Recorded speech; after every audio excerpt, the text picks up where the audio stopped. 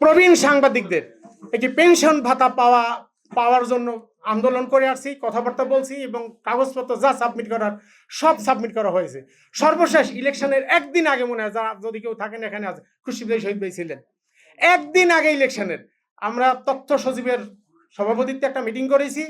ওনার কি বলে ওইটাকে, একরোখা মনোভাবের জন্য ওই দিন ওইটা বাস্তবায়িত হয় না। অনেক সাংবাদিক এখানে উপস্থিত ছিলেন যারা বসে আছিলেন যে কত টাকা পেনশন পাবে এবং কবে থেকে শুরু হবে এইটার জন্য, অথচ এই ভদ্রমহিলার জন্য এই কাজটা কিন্তু হয়নি। অর্থ মন্ত্রণালয় আমাদের জানিয়েছেন যদি আপনাদের সাংবাদিকদের দেওয়া হয়, অনেক বেসরকারি সংগঠন আছে, অনেক বেসরকারি শ্রমিক আন্দোলন আছে যারা আন্দোলন করে আমাদেরকে বিব্রত করবে, সরকারি অস্থিতিশীল করে তুলবে। কিন্তু সাংবাদিকদের সাথে যদি এদেরকে মিলানো হয়, তাহলে আমরা কেন গত 15.5 বছর ধরে নয়, 90-এর আন্দোলনই শুধু নয়, এর আগের প্রত্যেকটা অভ্যুত্থানের প্রেক্ষাপটে ছিলাম আমরা এই সাংবাদিকরা। এবারেও কিন্তু সাংবাদিকরাই এই সরকারকে প্রতিষ্ঠিত করেছে। এইটাই যদি হয়ে থাকে তাহলে সাংবাদিকদের জন্য এইটা কেন, এইটা আমি প্রশ্ন রাখলাম সবার কাছে।